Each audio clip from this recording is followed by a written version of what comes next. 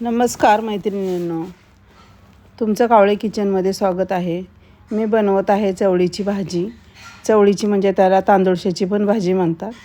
त्याच्यासाठी मी हा लसूण ठेचून घेते आणि तेल ठेवले कढईत गरम करायला. तर ही चवळीची भाजी कशी बनवायची, तुम्ही कुठल्या पद्धतीने बनवता, मी कशी बनवते बघा.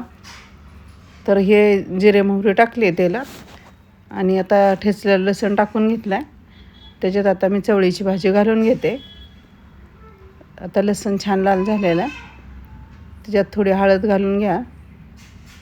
आता ही भाजी घालून घ्या त्याच्यात. तर ही भाजी पटकीने होती आणि ही भाजी आठवड्यातनं एकदा दोनदा खायलाच पाहिजे. चवळीची भाजी चांगली असते आणि केसाला वगैरे छान आहे ती भाजी.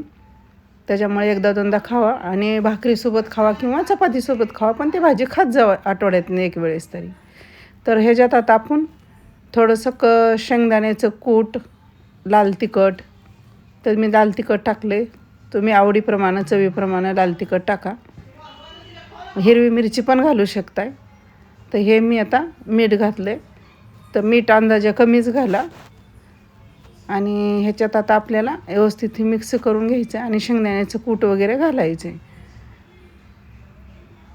तर ही भाजी आपली व्यवस्थित मिक्स झालेलं आहे. तर त्यात आता शेंगदाण्याचं कूट घालायचे. तर आपलं ही शेंगदाण्याचं कूट घालून झालेलं आहे. तर अशी भाजी बनवून बघा. तर भाजी छान लागते. ही आपली खाण्यासाठी भाजी तयार आहे. तर ही भाजी झालेली आहे. त्याच्यामुळे आवडली तर लाईक करा, शेअर करा. धन्यवाद.